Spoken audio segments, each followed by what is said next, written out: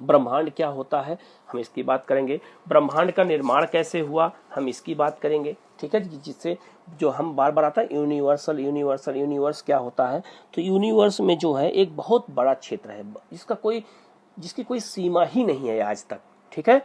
और उसमें लाखों आकाश गंगाएं, सौर मंडल, पृथ्वी जैसे लाखों ग्रह इस यूनिवर्स में पाए जाते हैं।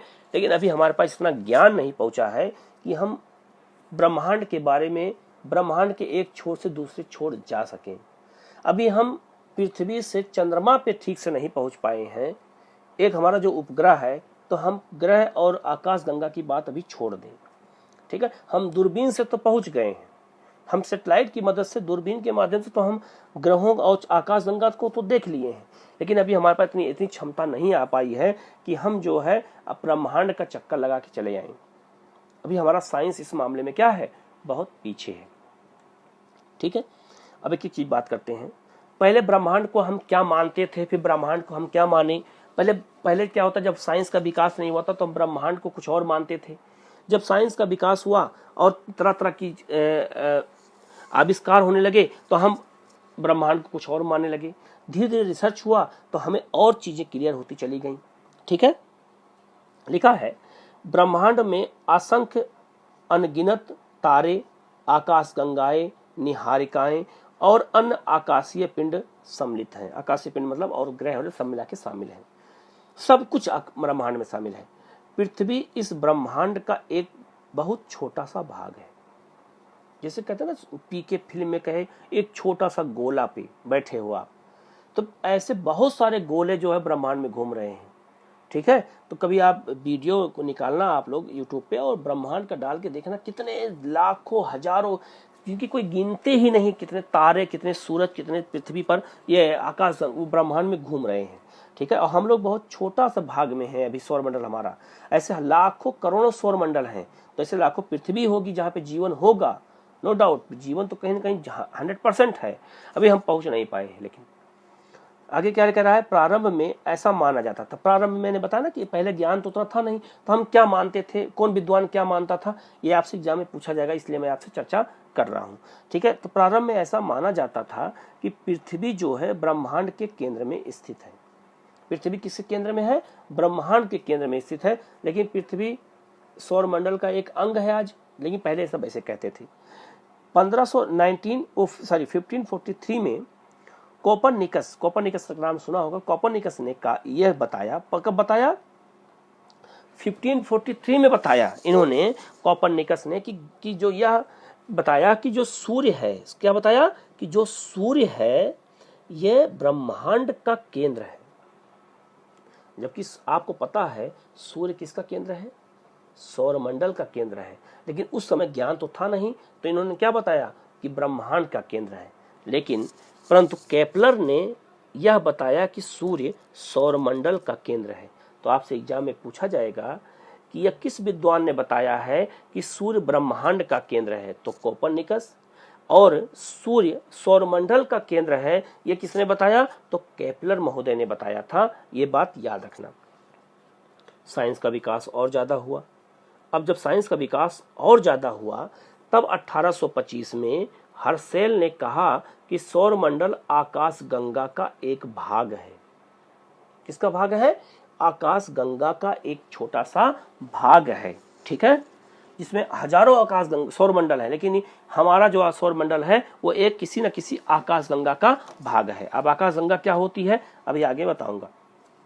आगे 1925 में और साइंस आगे बढ़ा और आविष्कार हुए और चीजें हमें क्लियर हुई। तो 1925 में हम्बल ने यह पाया कि ब्रह्मांड में लाखों की संख्या में आकाश गंगाएं पाई जाते हैं। ब्रह्मांड की प्रकृति और उत्पत्ति से संबंधित विज्ञान जो है इसे कॉस्मोलॉजी कहा जाता है, ठीक है। तो ये जो है हम्बल ने क्या बताया कि ब्रह्मांड में लाखों आकाश गंगाएं पाई जाती हैं, ठीक है। अब ब्रह्मांड की उत्पत्ति का जो सबसे सटीक सिद्धांत है वो यही है कि ब्रह्मांड की उत्पत्ति की सबसे अच्छी व्याख्या महाविस्फोटक सिद्धांत द्वारा की जाती है। तो महाविस्फोटक सिद्धांत को क्या बोलते हैं? बिग बैंग थ्योरी बोला जाता है। ये आप लोगों ने इसके बारे में सुना होगा, बिग बैंग थ्योरी क्या है, कैसे काम करता है, तो भी आपको क्लियर बिल्कुल हो जाएगा बिग बैंग थ्योरी में क्या कहा गया है। ठीक है, अब यहाँ ध्यान समझना, ब्रह्मांड की उत्पत्ति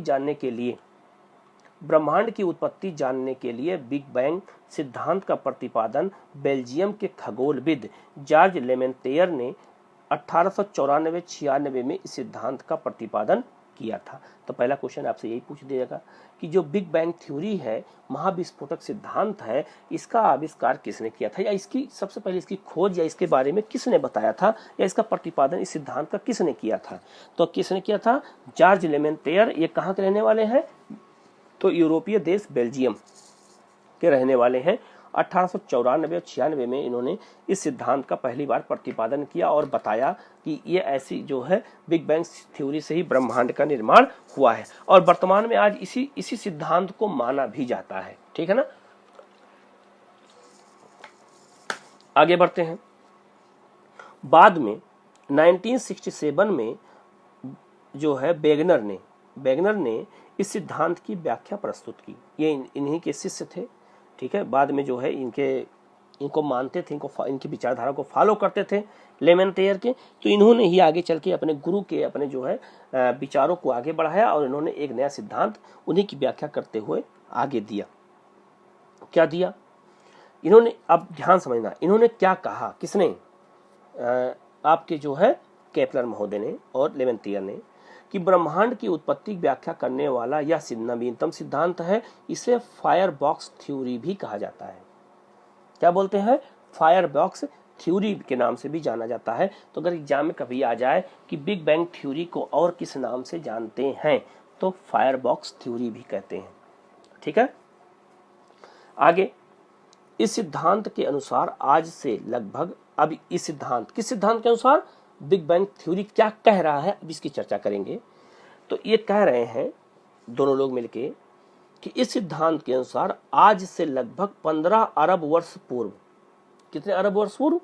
15 अरब वर्ष पूर्व संपूर्ण ब्रह्मांड एक गर्म और सघन बिंदु पर केंद्रित था। ये बिंदु है, इसी पर केंद्रित था। इसी में सारे पदार्थ, सारे गैस, सारे खनिज सब देखो इसी में कैद थे। इसके बाहर कुछ नहीं था। एक बिंदु के रूप में सारा कुछ एक ही जगह पर स्थित था। ठीक है, बिंदु पर केंद्रित था। अब गौर करना, अगर सब चीज यहाँ इकट्ठा रहेगा, अगर इकट्ठा रहेगा तो इसमें तापमान भी होगा और दबाव भी होगा। तो अगर तापमान दबाव होगा तो हो सकता है विस्फोट हो जाए। तो इन्होंने यही कहा कि अब क्या हुआ, एक बिंदु पे केंद्रित था, अत्यधिक दबाव के कारण उस बिंदु में अचानक एक महाविस्फोट हुआ। इसी में दबाव, इतना ज्यादा दबाव पड़ा कि विस्फोट हो गया। क्या हो गया? विस्फोट हुआ, जिसे बिग बैंग कहा गया है। ठीक है, इसी को उन्होंने क्या कहा? बिग बैंग कहा है। आगे अब और क्लियर होगा। इसके साथ ही समय, स्थान तथा ऋतु की उत्पत्ति हुई।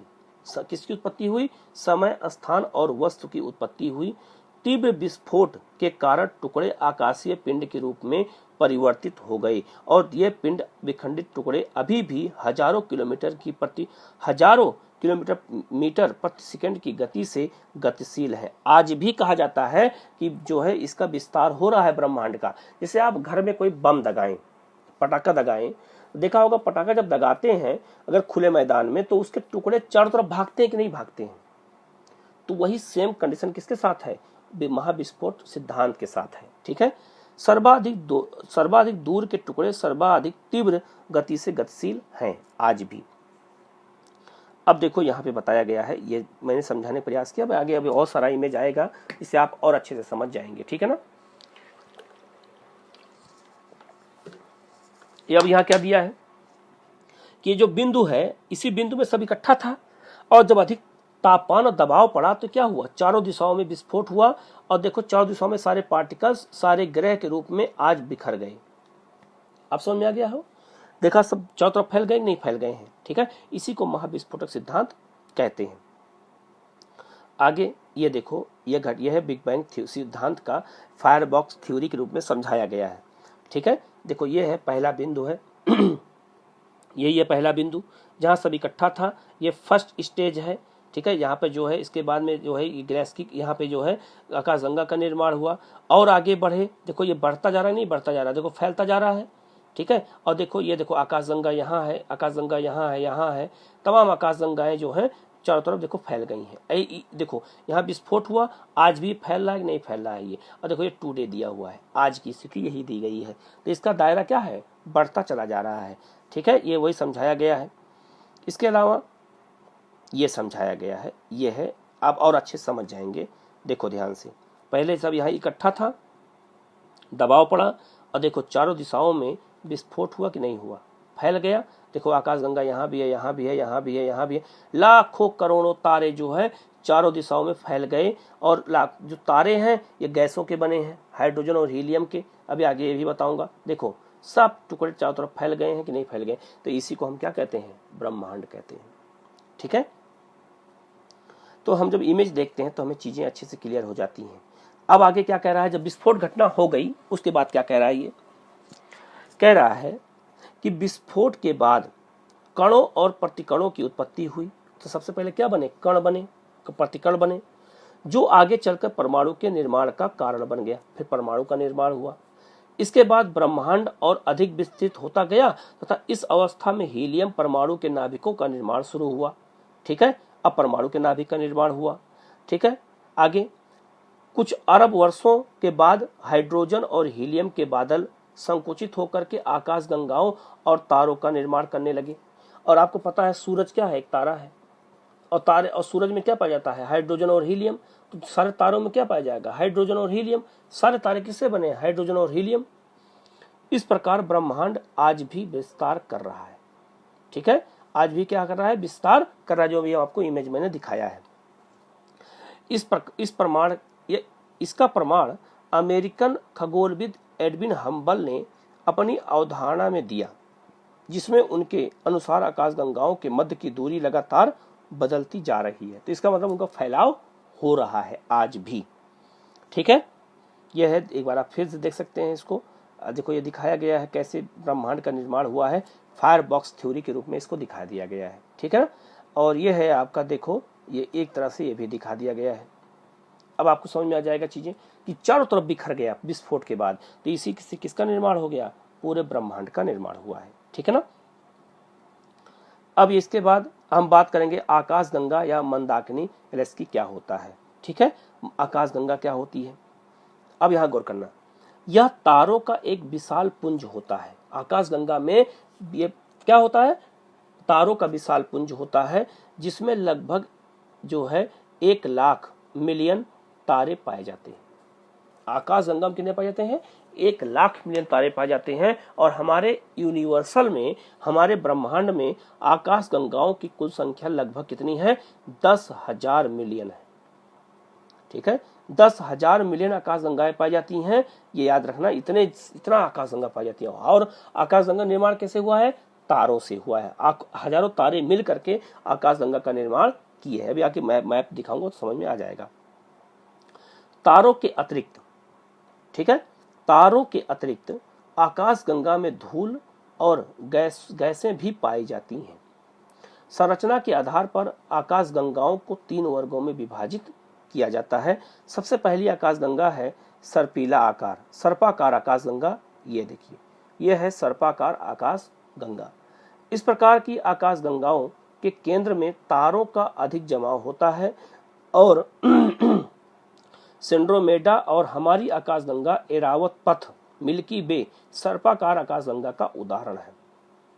हमारी आकाशगंगा क्या मतलब हुआ, या तो हमारी आकाशगंगा का नाम है एरावत पथ, जिसमें हमारी पृथ्वी स्थित है। अगर आपसे कभी पूछा जाए कि हमारी पृथ्वी किस आकाशगंगा में है, तो आप बताएंगे किसमें, एरावत पथ या फिर क्या, मिल्की वे में है। इंग्लिश में मिल्की वे बोलते हैं और हिंदी में एरावत पथ बोलते हैं। उसी में हमारी पृथ्वी पाई जाती है, हमारा सौरमंडल उसी में है। अब ये देखो सर्पा आकार ये बना दिया है, बाकी आगे और इमेज दिखाऊंगा मैं। ये सर्पा आकार आकाशगंगा सांप के जैसा देखो चल रहा है, ऐसे ही सांप के जैसा चलता रहेगा। देखो इसी में एरावत पथ है, इसका नाम एरावत पथ है। देखो इसी में सौर मंडल है और इसी में हमारी पृथ्वी है, यहाँ छोटे से में। और जो ये पूरा डॉट डॉट बना है ये सब तारे हैं। तो ये तारों से ही आकाशगंगा का क्या होता है, निर्माण होता है। उनके आकार के आधार पे हमने उसका नाम बता दिया, वो किस आकार के दिखते हैं, सर्पा आकार, दीर्घवृत्ताकार, वही चीजें हैं। ठीक है ना। दूसरा है दीर्घवृत्ताकार आकाशगंगाएं। ठीक है, ब्रह्मांड की अधिकांश लगभग 2/3 आकाशगंगाएं इसी तरह की हैं। इन आकाशगंगाओं का निर्माण काफी पुराने तारों से हुआ है। ऐसे दीर्घवृत्ताकार है कि नहीं है ये, ठीक है, दीर्घवृत्ताकार हो गया। ठीक है, अगला है अनियमित आकार आकाशगंगाएं, अनशेप्ड, जिसका कोई शेप ही नहीं है, कोई आकार ही नहीं है, वो किसी भी आकार में दिखते हैं। ठीक है, जैसे इसीलिए मैंने देखो अलग अलग मैप बना के समझाने का प्रयास किया है कि जिससे आपको समझ में आ जाए कि कोई आकार नहीं होता है। तो ये आकाशगंगाओं में मुख्यतः नवीन तारे ही पाए जाते हैं, क्योंकि अब ये बनने की प्रक्रिया में है।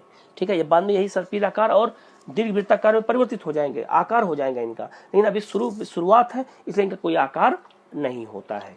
अब याद रहेगा आप लोगों को। ठीक है ना। आगे बात करते हैं। आगे लिखा है कि पृथ्वी एरावत पथ मिल्की वे नामक आकाशगंगा का एक भाग है।